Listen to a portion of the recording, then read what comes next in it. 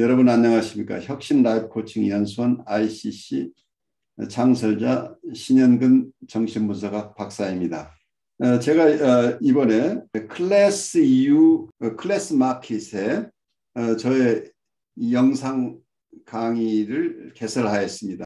이번에 처음 개설한 강의는 정신분석적 인간 이해 과목입니다.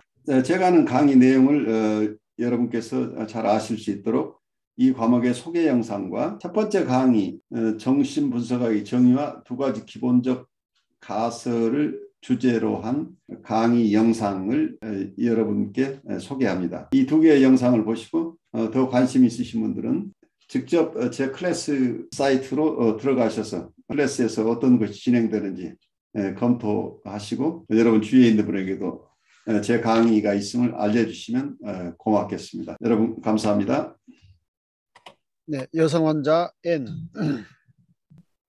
임상사파부터입니다. 여성 환자 N, 마음이 지옥 같아요. 시간 낭비하지 않을래요. 너무 화가 나요. 정말 어떻게 이렇게까지 안 좋을 수가 있는 건지 믿기지가 않네요. 저는 조금도 나아지지 않고 있어요. 친구도 한 명 없고요. 아니 사실 그런 건 아니지만 그냥 화가 나서 제가 사람들을 상대할 수 있을 거라는 기대조차 할 수 없어요. 죽는 게 낫겠어요. 제가 아는 모든 사람에게 너무 화가 나요. 직장 동료들한테도 말이에요. 저는 조금도 나아지지 않고 있어요. 제가 블랙홀에 들어가면 다 저를 혼자 내버려둬요.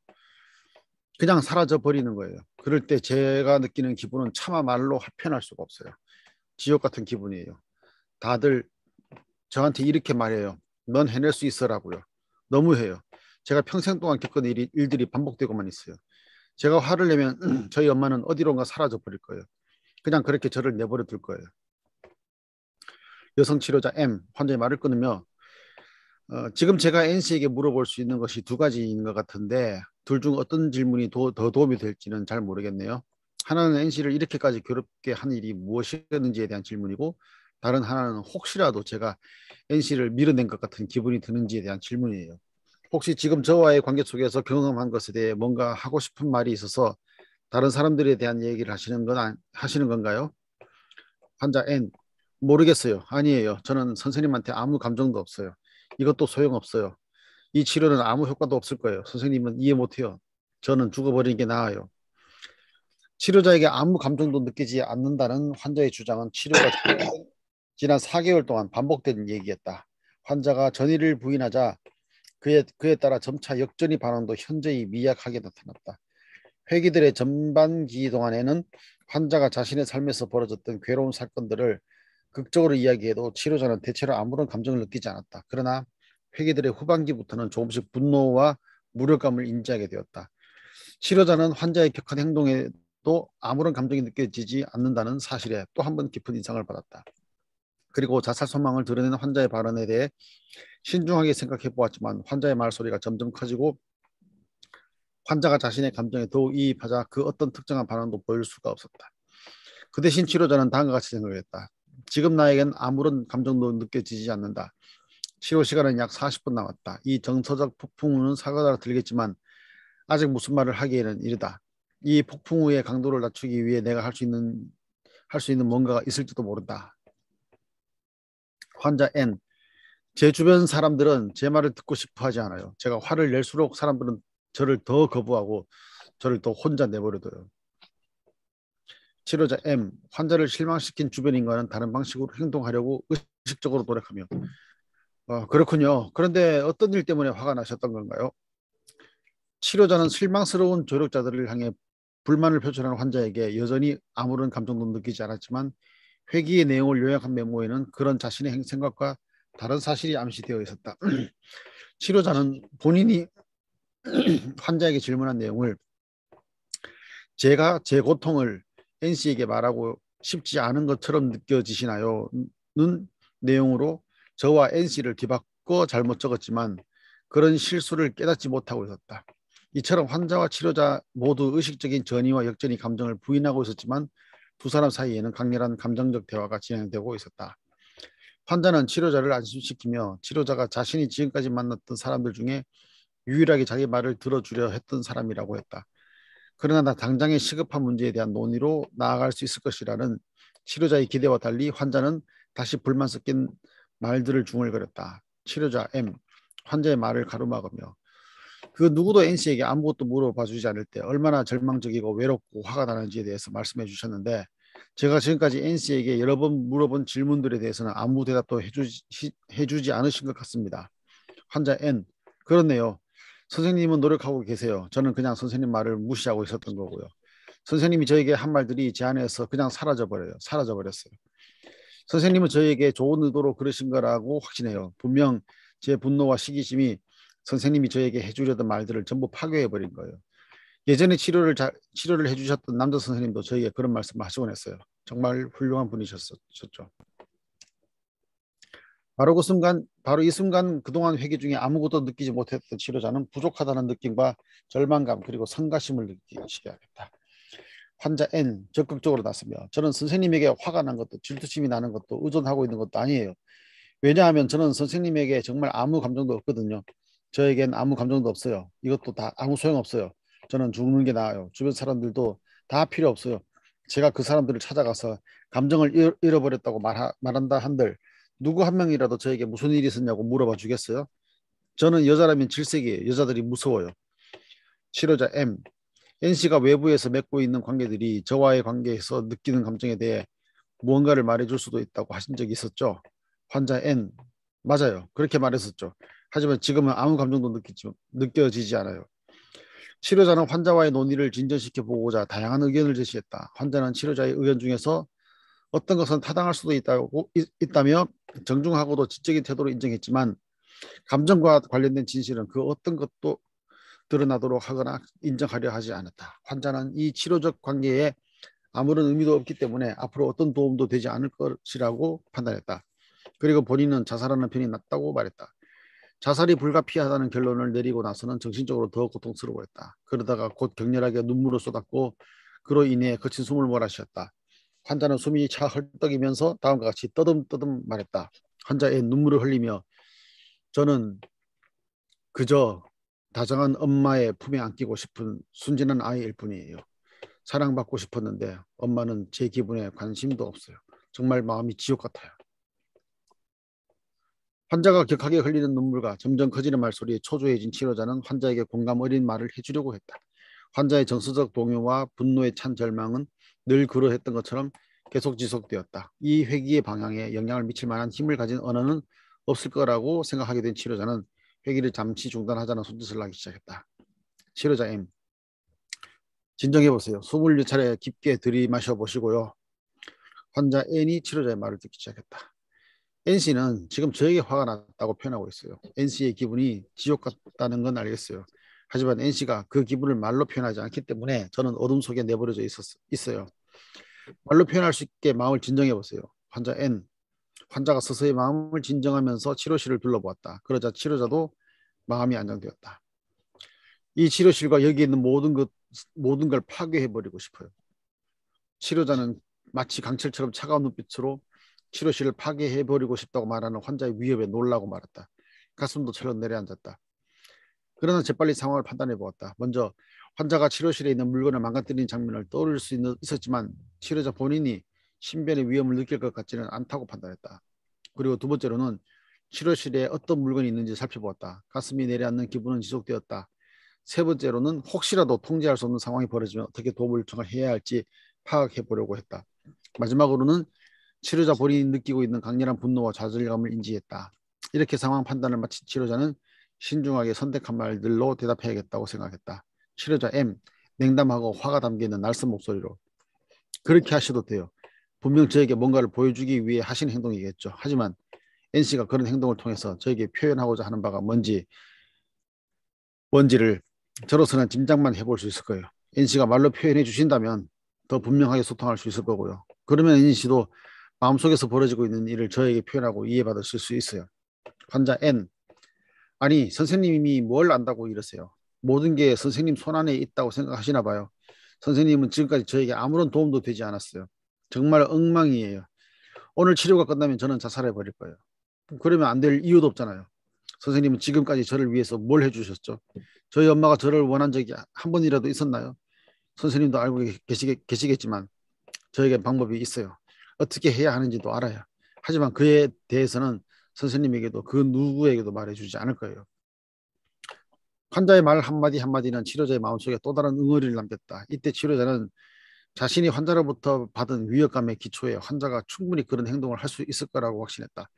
고통스러울 정도로 무력하고 극도의 분노가 느껴지는 상황 속에서 치료자는 남아있는 7분이라도 치료 시간이 좀 더 길었으면 좋겠다고 불현듯 생각했다. 어떤 해결책도 없이 환자가 치료실을 나서도록 내버려 둘 생각을 하니 마음이 괴로웠다. 이 순간에 치료자가 경험한 점점 증폭되는 불안과 두려움 그리고 분노는 회기 전반에 느꼈던 무감각과 뚜렷하게 되었다. 역전이 감정에서 나타난 이처럼 극적인 변화를 살펴보던 치료자는 자신이 투사적 독일시 과정에 기여한 것이 없는지 분석해 보려고 했다. 치료자는 강렬한 역전이가 부분적으로는 환자로부터 전해진 메시지였다고 판단했고 그에 따라 이렇게 대응했다. 치료자 M, 이제 제 마음이 지옥 같네요. 정말 걱정스러워요. 제 생각에 NC는 본인이 느끼는 그 지옥 같은 기분을 저에게도 심어주고 계신 것 같아요. 환자 N, 침묵 후에 지금은 슬퍼요. 환자는 진심 어린 슬픔의 눈물을 흘리기 시작했다. 치료 중에 환자가 처음으로 입체적인 사람으로 보이는 순간이었다. 환자는 자주 눈물을 보였지만 환자가 그전까지 흘렸던 눈물은 치료자에게 일종의 공격으로 다가왔었다. 그런데 이번 눈물은 확실히 달랐다. 역전의 반응이 불러온 강렬한 부정적인 감정도 금세 소멸되었다. 치료자에게 환자는 더 이상 적으로 보이지 않았다. 환자는 이제 적이 아니라 취약하고 슬퍼하는 겁먹은 어린 소녀 같았다. 치료자 M, 슬픔을 느낄 수 있다니 다행인 것 같네요. 슬픔이 힘든 감정이긴 하지만 아주 좋은 현상이라 생각해요. 환자는 계속해서 조용히 눈물을 흘렸다. 제가 NC에게 받은 영향에 대해 말씀드렸더니 이제 NC가 저에게 받은 영향에 대해 말씀해 주고 계시네요. 이런 게 진정한 소통이죠. 치료 시간이 끝나자 환자는 재빨리 치료실을 빠져나갔다. 이 사파에서 치료자 M은 신중히 고민해본 끝에 환자에게 자신의 감정을 드러내기로 했다. 그 덕분에 환자 N은 치료자가 자신을 자살로 몰아가는 가해자 같다고 느낀 편집분열 상태에서 자신의 말과 행동이 치료자에게 상처를 주었을 수도 있다고 진심으로 걱정하는 우울 상태로 이동할 수 있었다. 환자의 정서 조절도 상당 수준 개선되었고 환자는 자신의 충동을 조절하면서 회개를 종료할 수 있었다. 치료자가 경계선 환자와의 정신치료 회기에서 자기 노출 여부를 결정하는 데에는 많은 어려움이 수반된다. 예컨대 치료자 M은 특정 순간에 환자 N에게 느낀 절망감이 환자와는 대체로 무관한 자기 내면과 뿌리 깊은 관계에 있었다는 사실을 알게 되었다. 치료자가 그런 순간이 찾아올 때마다 환자에게 절망감을 표출했다면 자신의 필요에 따라 환자를 이용하게 되는 위험에 처했을 것이다. 그러나 치료자는 자신이 환자에게 보인 감정적 반응의 특정한 측면이 환자의 도발적 행동과 그런 행동에 대한 자신의 반응이 함께 만들어낸 공동의 산물이라는 사실을 잘 알고 있었다. 투사적 동일시 과정이 환자가 경험하고 있는 것들에 대해 치료자가 공감할 수 있도록 돕는 수단의 역할을 수행하고 있었음을 인지했을 때 치료자는 자신이 받은 영향을 환자와 공유하기로 했다. 이 책에서 제시하는 제한적 유용성을 가진 자기 노출도 나름의 위험을 갖고 있다. 지금 여기라는 상황에서의 임상적 정지성이 일련의 문제들에 미칠 수 있는 영향도 신중히 살펴봐야 한다. 좋습니다. 이 사례 여러분 들으면서 어떤 느낌을 받으셨는지. 이분이 이모셔널 커뮤니케이션을 하고 있나요? 해석적인 접근을 계속하고 있나요? 해석적 접근하고 있는 것 같아요. 그 해석적 접근을 계속하면서 공감이 이루어지지 않는다고 이분은 계속 컴플레인하고 있잖아요. 끊임없이 지적인 작업을 이 사람은 하고 있어요. 마지막에도 지금 이분이 셀프 디스클로스를 했다고 하는 부분도 마지막에 보면 193쪽 보면 이제 제 마음이 지옥 같네요. 이제 자기 마음이 지옥 같네요. 그리고 정말 걱정스러워요. 이제야 정말 걱정스럽다는 얘기를 하고 있죠. 제 생각에 NC는 본인이 느끼는 그 지옥 같은 기분을 저에게도 심어주고 계신 것 같아요. 이거 자체가 벌써 해석이죠. 내가 지금 지옥 같은 것은 당신이 지옥 같은 마음을 나한테 심어줘서 내가 그런 것이다. 라고 해석을 하고 있죠. 그러니까 환자가 침묵하네 지금은 슬퍼요. 하고 치료자가 마지막에 하는 얘기도 슬픔을 느낄 수 있다니 다행인 것 같네요. 슬픔이 힘든 감정이긴 하지만 아주 훌륭한 현상이라고 생각해요. 제가 NC에게 받은 영향에 대해 말씀드렸더니 제가 NC에게 받은 영향에 대해서 말씀드렸던 이 말은 내가 셀프 디스클로스 했더니 내가 자기 노출을 했더니 이제 NC가 저에게 받은 영향에 대해 말해주고 계시네요. 그러니까 내가 자기 노출을 한 덕분에 당신이 내 얘기를 하고 있네요. 라고 설명을 하고 이런 게 진정한 소통이죠. 그러니까 자화자찬을 하고 있잖아요. 지금까지 전혀 공감을 이루지 못하다가 도저히 이것저것 방법이 안 되니까 자기가 지옥처럼 느낀다. 근데 이게 투사의 동의식인 것 같다. 이것도 어쩌면 자기 노출이라고 하는 진정한 공감이라고 얘기하기가 어려운 게 당신이 얼마나 힘든지 참 그 정서에 조인해 주기보다는 내가 지금 저처럼 느끼는 거에 당신이 투사의 동의식을 해서 나한테 와서 내가 힘들다는 얘기를 하고 내가 그 얘기를 하니까 당신이 당신 얘기를 하게 돼서 이게 이제야 진정한 소통이 이루어졌다. 그래서 내가 얼마나 유능한 상담자인가를 이 사람한테 과시하는 이런 카멘트가 지금 마지막에 일어나고 있죠. 내가 당신 정말 잘 치료하고 있는 사람이라고 자기 자랑을 하고 있는 거예요. 이게 셀프 디스클로저가 아니라 자기 자랑에 가까운 상황으로 가버렸죠. 그런데 마지막에 써놓은 게 재밌어요. 치료 시간이 끝나자 환자는 재빨리 치료실을 빠져나갔다. 이게 무슨 얘기예요? 다음에 안 올 수도 있다는 얘기 같은데. 지금 이 사람 지금 뭔 생뚱맞은 얘기를 하는 거야 하면서 지금 빠져나갔을지 우리가 알 수 없어요. 근데 이분은 이걸 지금 성공담으로 얘기를 하고 있는데 조금 답답한 어떤 다이얼로그로 느껴져요. 이분이 끊임없이 지적인 어프로치를 하는데 정서적으로는 공감을 내지 못. 이분 스스로가 자기 정서에 대한 억압이 일어나고 있죠. 그러니까 자기의 역전이 자체도 제대로 느끼지 못하고 있는 거죠. 자기의 내담자도 자기 정서를 부인해서 나한테 수사의 동의를 사용하고 있는데 나도 나 아무것도 못 느낀다고 하면서 행동은 지금 굉장히 공격적인 행동이 일어나고 있잖아요. 실제로 액팅아웃이 일어나고 있잖아요.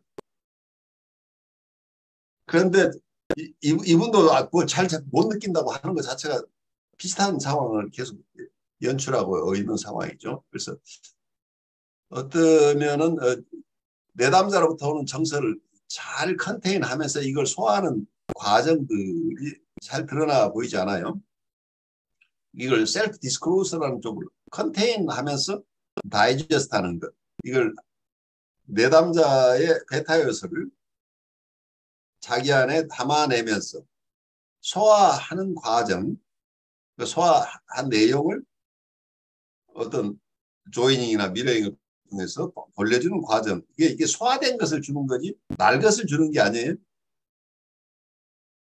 근데 이분은 셀프 디스클로저라고 지금 이름 붙여서 자기가 느낀 걸 그대로 지금 전달하고 있는데 그것이 얼마나 적절한 것인지는 제가 그 임상을 정확하게 알 수 없어서 어느 정도 효과가 있었는지는 모르겠어요. 근데 이렇게 셀프 디스클로저라고 하는 것이 어느 한 가지 그때 있었던 것을 바로 디스클로즈해서 바로 효과가 있거나 이렇게 단순한 것들이 아니죠. 얼마나 안전하고 공감적인 입장을 취해왔느냐가 누적돼서 이런 효과가 일어나는 건데 이분은 셀프 디스클로즈라는 하나의 기법으로 지금 너무 의존하고 있는 게 아닌가 하는 생각이 드는데 여러분들 느낌 어떤지 좀 나누시죠.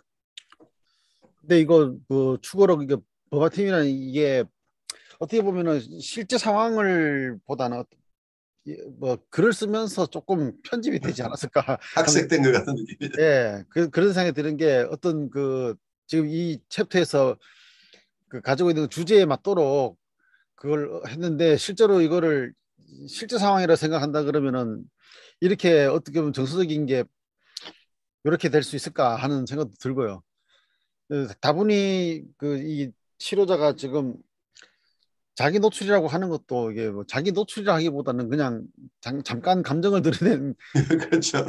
그런 건데 제가 그 실제로 겪었을 때는 환자들이 그 환자 내담자가 그 치료자에게나 상담자에게 요구하는 노출 정도가 이런 정도가 아니라 그러니까 아까도 말씀드린 것처럼 그 환자가 해야 될 말을 치료자가 자꾸 하도록 만들어 그래, 역전이 일어나죠. 그러니까 자기가 치료자 자리를 가져가고 우리가 내담자의 역할을 하도록 강요하는 상황이 일어나죠. 컨트롤하던 자기를 통제하고 컨트롤하는 내적 대상을 그 자리를 자기가 꿰어차고 꼼짝 못하고 있는 헬프리스한 자기의 셀프 이미지를, 셀프 레프레젠테이션을 우리한테 투사하는 결과예요. 그러니까 우리가 힘없이 당하는 입장에 있고 자기는 이걸 얘기해라 저걸 얘기해라 통제하는 상황으로 가버리는 거예요. 그러니까 이런 내적 대상 관계가 이게 투사된다고 볼 수 있는 부분이죠. 그 역할이 역전되는 거죠. 그 상담자와 내담자의 역할 역전이 일어나는 묘한 상황이죠. 이 사람이 치료자가 돼버렸어요. 그래서 나를 도와주겠다고 나서는 거죠. 또 그리고 실제로 그런 상황 생기면 여기에 나오는 그 이야기처럼 그렇게 치료자가 막 생각하면서 이렇게 해야지 저렇게 해야지 이럴 여유가 없거든요. 이게. 꼼짝 없는 거죠. 거기서는. 네. 근데 어떨 때는 그 관계 자체가 어떤 뭐랄까요 힘의 균형 자체가 치료자에게 오히려 상황적으로 몰려있는 경우, 예를 들어서 나이 차이가 현격하게 나는 경우라든지 청소년들이라든지 이런 경우에는 뭐 자기들도 모르게 어떤 힘이 치료자에게 가 있거든요. 예, 그런 부분이 있죠. 예, 그런 경우에는 오히려 자기 노출이라는 게 그 내담자한테 도움이 될 수도 있는 것 같아요. 그래가지고 그 청소년들이 이제 막 고민하고 있는 것들을 어른 입장에서 나는 그런 고민이 없는 것처럼 하면서 들어주면은 오히려 정서적 공감이 안 되는데 자기 노출이라는 것은 나도 옛날에는 그런 고민한 적이 있었다라고 말하면은 그때부터 이야기가 이제 막 진전돼가는 그런 경험도 있거든요. 그런 경우에 제한된 법이 도움이 될 가능성이 있죠. 그 네. 경우에는. 그래서 어떻게 보면은 지금 이 이야기에서는 치료자와 내담자 사이에 어떤 힘의 균형 자체가 뭐 말하자면은 내담자 쪽으로 벌써 그 정서적으로 기울어져 있는 상황이면은 자기 노출을 해도 참 쉽지 않은 상황인데 어떤 힘의 균형도 문제 될 수 있을 거라는 생각이 듭니다. 그것도 아주 좋은 착안이에요. 그러니까 어쩌면 보통 그래 인터벤션을 하는 것은 내가 나를 노출하는 게 중요하고 안 하고 이런 것들이 아니고 이 상담 관계에서 상담자 입장은 내담자가 자기 얘기를 잘할 수 있도록 도와주는 역할을 하는 건데 기본적으로. 그러니까 내담자가 자기 얘기를 할 수 있도록 도와주는데 내담자에게 저항이 거져 있을 때 내담자가 그 얘기를 잘 못하는 경우에 엉뚱한 얘기만 하고 있거나 이래서 힘든 경우에 이 저항을 해소하는 범위 내에서만 인터벤션을 할 수 있는 거죠. 저항을 해소하자는 목적. 그래서 이분이 자기 얘기를 잘 못하고 있을 때 도와주는 방법이 무엇일까? 근데 이분을 해석적으로 당신은 이러이래서 자기 얘기를 못하고 있다고 설명해가지고 잘 들지가 않는 거죠. 그 이분의 답답한 심정을 우리가 공감해 주는 거가 어떤 공감하는 기법은 경우에 따라서는 미러잉이나 조이닝을 통해서 나도 그래 라고 하는 셀프 디스크로스가 들어가는 거예요. 미러잉이라는 기법은 셀프 디스크로스를 기본적으로 담고 있는 거죠. 이분이 굉장히 공격적이에요. 오자마자 선생님이 나를 도와준 게 뭐 있냐, 나는 한 번도 도움을 받은 적이 없다고 막 우기 이거 있잖아요. 그래서 선생님 더 만나고 싶지 않다고 했을 때 이때는 경우에 따라서는 인터벤션 방법이 이거 디스타니가 미러잉을 할 수도 있어요. 그렇게 아무 도움도 받지 못하고 있는 너를 만나는 내 마음은 어땠을까? 사실은 난 너하고 더 이상 세션을 하는 게 무의미하다고 계속 생각해 오지만 어떻게 할까 고민하고 있었는데 네가 그런 얘기를 하니까 나도 너를 만나고 싶은 생각이 없는데 어떻게 하면 좋을까? 라고 해서 이 사람의 공격적을 내가 공격으로 맞받아칠 때 셀프 디스클로저가 실제로 내가 느끼는 정서여야 돼요. 이때는 셀프 디스클로저가 필요한 거예요. 그래서 경우에 따라서는 이고 디스타니가 미러잉 같은 경우에는 굉장히 위험하긴 한데 이게 잘 맞아지면 정서적인 커뮤니케이션이 일어나면 굉장히 파워풀한 인터벤션이에요. 그러면 어떤 치료에 큰 전기가 될 수도 있는 거죠. 지금까지 자기가 아무리 공격해도 아무 무감각하다고 하는 건 무슨 얘기냐면 스파링 파트너가 훈련을 하고 있는데 계속 맞으면 같이 반응을 해줘야 이게 스파링이 되는데 계속 때리는데 그냥 얻어맞고만 가만히 있으면 이 사람은 자기 힘만 빠지잖아. 훈련이 되는 것도 아니고. 그러니까 이분이 뭔가 사실은 아무것도 못 느끼는 것 같지만 역전이 속에 뭐가 오고 있냐면 계속해서 공격성이 드러나고 있는데 이 공격성에 대한 적절한 반응을 못 해주고 있잖아. 그러니까 계속해서 자기 내담자 입장이 답답한 거지. 자기가 화가 나고 막 분노가 일어나서 그 얘기를 다 퍼부어도 이 사람은 아무 느낌이 없다. 그 이게 어쩜 자기 정서를 부인하고 있는 억압하거나 뭐 어떤 방식으로 자기는 아무 역전이 없다고 계속 이 사람이 나오고 있잖아. 이 치료자가. 그게 지금 이상한 거잖아. 왜 화가 안 나? 그러니까 자기가 지금 답답하고 화도 나고 분노가 일어나서 이제 이런 정서들이 공유돼야 되는데 이분 스스로가 이 정서를 컨테이닝하는 능력이 지금 없다는 얘기죠. 그런데 이런 경우에 이분의 어떤 경우에 따라서는 정말 더 이상 그냥 조이닝하고 그냥 일반적인 공감, 이고 심판이간 조이닝이나 미러잉 가지고는 안 되는 경우 이고 디스탄이가 이 사람이 공격성을 가지고 있으면 나도 공격성을 가지고 맞받아서 치는 이런 기법도 나오는 거예요.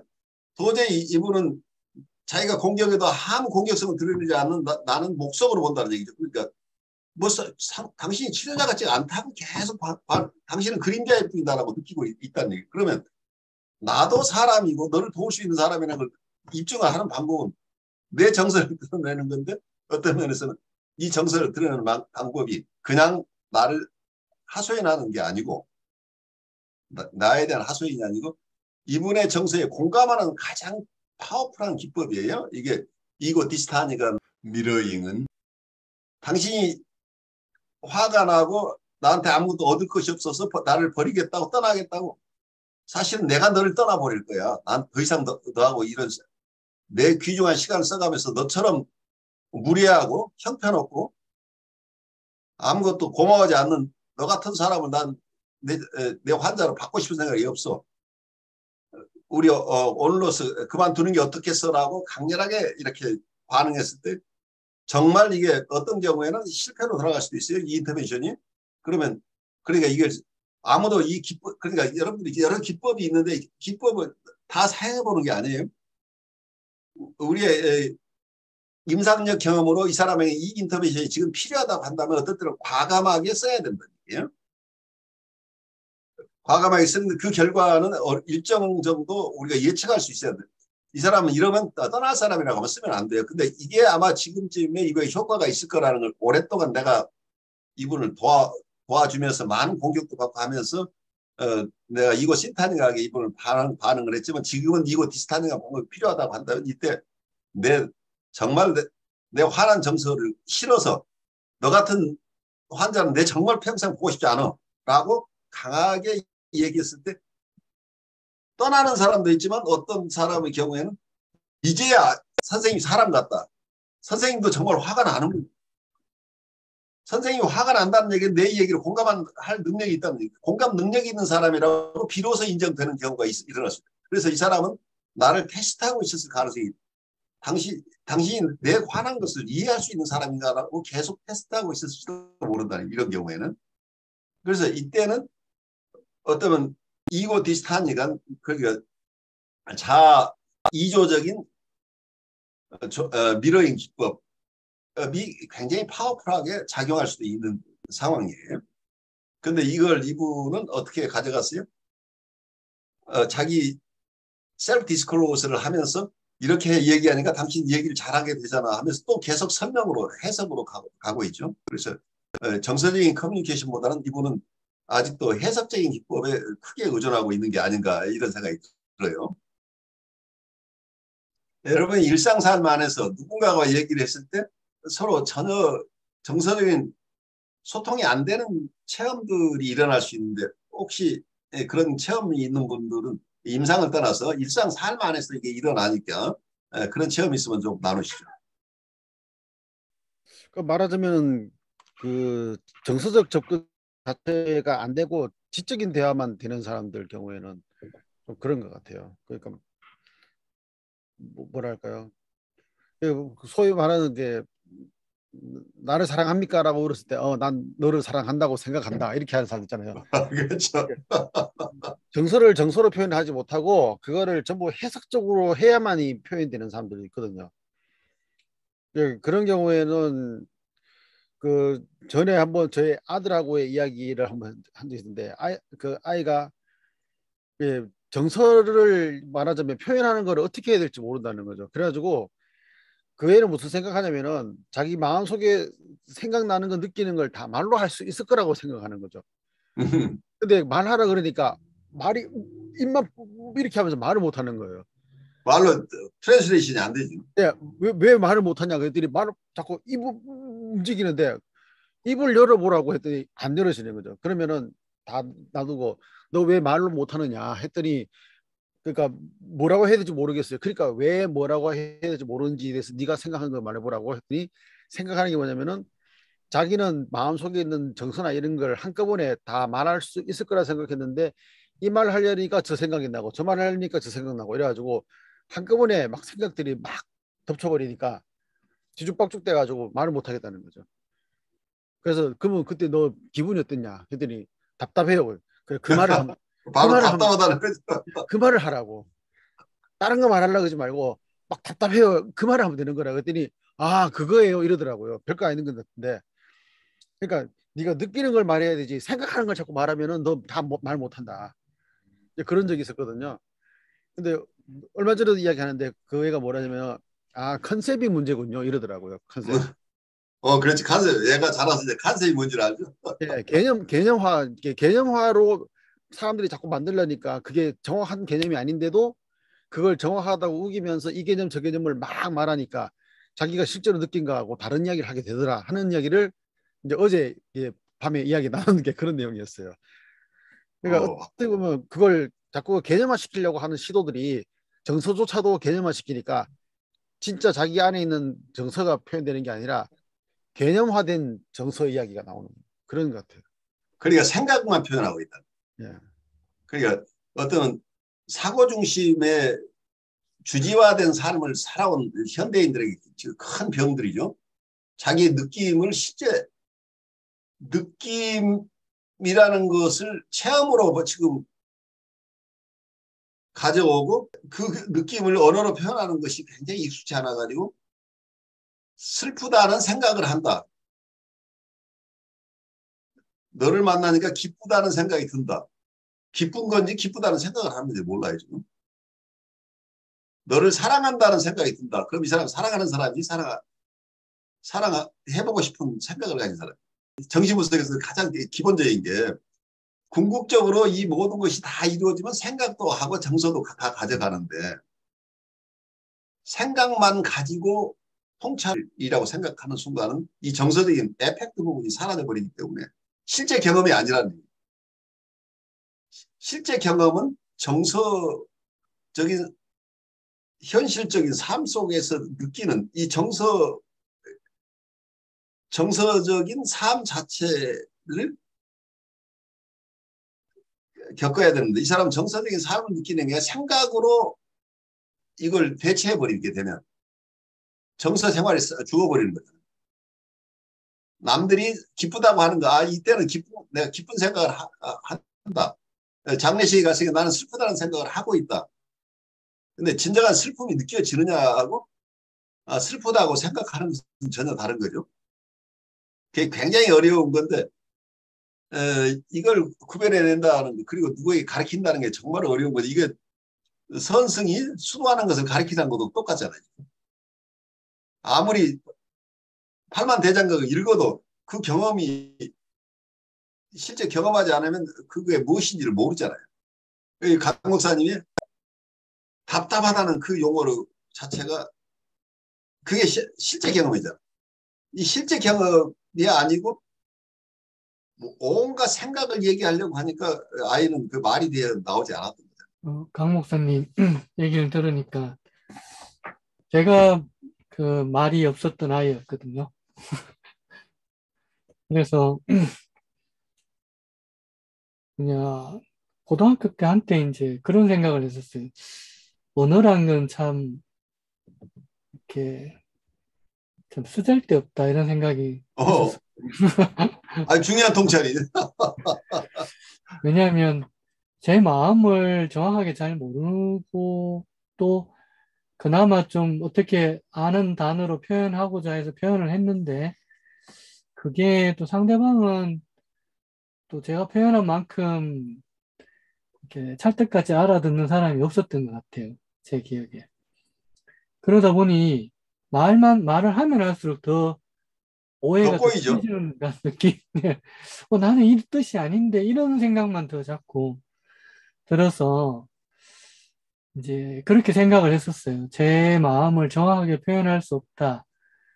이렇게 생각을 했었는데 금방 이제 목사님 이야기 들어보니까 어쩌면 음, 제가 표현을 못했던 것은 어, 상대방이 원하는 것을 자꾸 찾으려 했지 않았을까. 음, 그러니까 제가 느끼는 이것보다 뭔가 슬퍼야 될 것 같고, 아니면 저 그렇죠. 상황 속에서 저 사람을 위해서 뭔가를 그, 느껴야 될 것 같다라는 생각에 머물러 있을 수도 있겠다는 생각이 들었어요.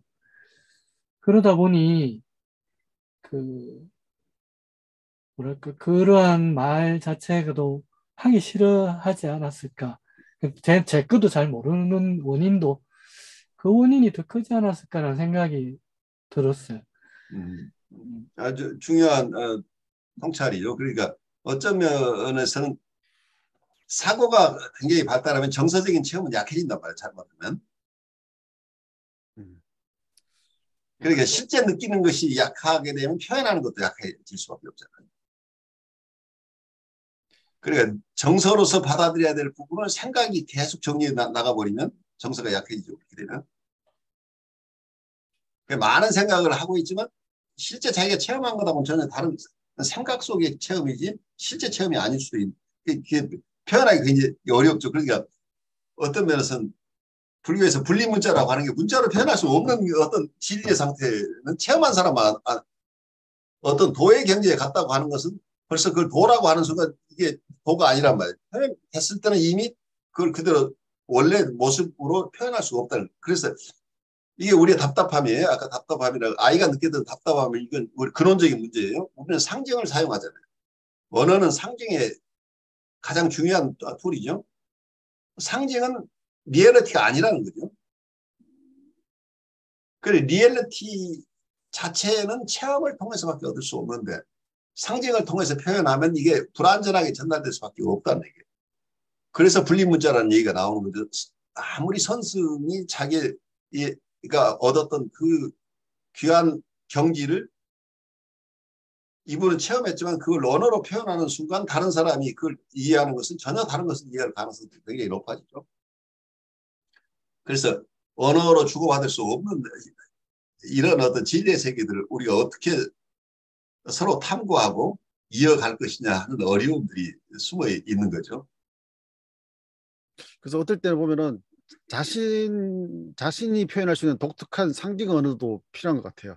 예를 들면 의성어라지 의태어 그런 거 있잖아요. 그걸 꼭 그렇죠. 정해진 룰이 아니라 어, 뭔가를 표현했는데 뭐 생소할 수도 있지만은 근데 그게 어떻게 보면은 그, 그 일반적으로 사용하는 그런 언어적인 편견 없이 그냥 느낌을 느낄 수 있는 그런 용어들 있잖아요. 이제 그런 거 생각해 보는데 예를 들면 제 조카애가 어릴 때 지금은 20살 넘었지만은 한 그 5살 4살 요때인가 왜 그 뭐 계속 눌려 있으면 이렇게 저리는 현상 나타나잖아요. 그래서 자다가 그게 다리가 저린 거예요. 그 어, 깨더니 막 그게 불편하니까 막 울면서 하는 이야기가 다리가 반짝반짝반짝 이래요. 맞아. 다리가 반짝반짝 그래가지고 반짝반짝이 뭔가 했더니 나중에 보니까 그 절이다는 표현인데 우리 어른들은 절이다 해야지 알아듣는데 그 아이는 그렇죠. 그 말을 모르니까 느끼는 대로 반짝반짝이라는 표현 쓰더라고요. 어, 그러고 가만 생각하니까 다리 저릴 때 느껴지는 막 떠오르는 느낌이 뭐냐 반짝반짝반짝 하는 느낌 있잖아요. 전기 통하는 것처럼. 그래, 아 반짝반짝이 맞네 그랬는데 아이가 자라날수록 그런 상징적인 언어들이 없어지던 거예요. 그러니까 우리가 알고 있는 정형화된 어떤 언어의 틀로서만 이야기되지 그렇게 되니까 오히려 알기는 알겠는데 느낌이 확 와닿지는 않고, 다리가 저려요 그러면은 그냥 알긴 알겠지만은 느낌은 없잖아요. 근데 다리가 반짝반짝하니까 뜻은 그, 안 통했지만은 느낌은 확 와닿는. 그 아이 체험 속에서 그 용어가 예. 그 실제 체험의 표현 수단의 상징이었던 거죠. 그 직접적인 어떤 연결이 되는데, 일반적으로 모든 사람이 사용하는 그 절이라는 거는 사람마다 실제 절이는 정도는 각각 달라요. 그 절이라고 할 때 오는 것이 절임의 정도가 각각 다 다르다는 얘기예요. 그래서 언어를 가지고 우리가 커뮤니케이션 한다는 게 굉장히 큰 그물을 가지고 커뮤니케이션 하는 거죠. 같은 단어지만 그걸 느끼는 것은 각각, 생각하는 거랑 느끼는 게 각각 다르다는 거예요. 그래서 계속해서 우리가 탐구해야 될 이 상징과 리얼리티, 이건 어떤 우리가 진리의 추구에 있어 가장 중요한 어떤 영역인 것으로 보여요. 우리가 리얼리티를 산다고 하는 것과 이 상징을 이해하는 것은 굉장히 중요한 관계가 있어 보여요. 그래서 상징을 우리가 잘 파악하고, 이게 상징은 상징이고 실제 상징이 표상하고 있는 그 리얼리티는 각각 다르다는 것을 이해해야죠. 그래서 이 부분을 우리가 조금 우리 임상에서 적용한다면, 내담자가 슬프다고 하는데 그 슬프다고 하는 정서가 사람마다 슬프다는 용어 하나를 가지고 3천만이 각각 다른 슬픔을 표현하고 있다는 걸 이해를 해야 돼요. 근데 이분이 슬프다고 표현하니까 이분이 슬프다고 내가 이해했다는 정도까지는 공감이 안 된다는 거예요. 이분이 절절하게 느낀 그 정서가 무엇인지 그 리얼리티에 공감이 일어나야 되는데, 그 리얼리티는 그 하나의 표상인 슬프다는 단어 하나로 표현해낼 수 없는 깊은 거라는 거예요. 오늘 이 저자는 슬프다고 하니까 슬픔을 느껴서 다행이네요. 이렇게 그렇게 됐죠. 본인 하나도 안 슬퍼. 그러니까 다행이라고 해요. 다행. 굉장히 객관화된 모습이죠. 슬픔이라는 것은 단 하나의 종류가 있는 것처럼 얘기를 하고 있죠. 슬픔이라는 것은 누구나 똑같은 거라고 느끼고 있는 거죠.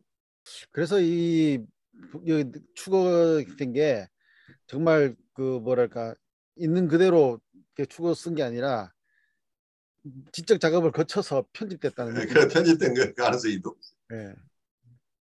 뭐 아무래도 편집했겠죠. 당연히 책으로 나올려니까. 당연히 편집이 되는데 이제 그 이센셜한 부분들이 참 실제 임상 상황 자체가 이모셔널 커뮤니케이션이 잘 일어난 임상 상황이 아니었지 않느냐 하는 느낌이 들어요. 여러분 안녕하십니까. 혁신 라이프 코칭 연수원 ICC 창설자 신현근 정신분석학 박사입니다. 제가 이번에 클래스 EU 클래스 마켓에 저의 영상 강의를 개설하였습니다. 이번에 처음 개설한 강의는 정신분석적 인간 이해 과목입니다.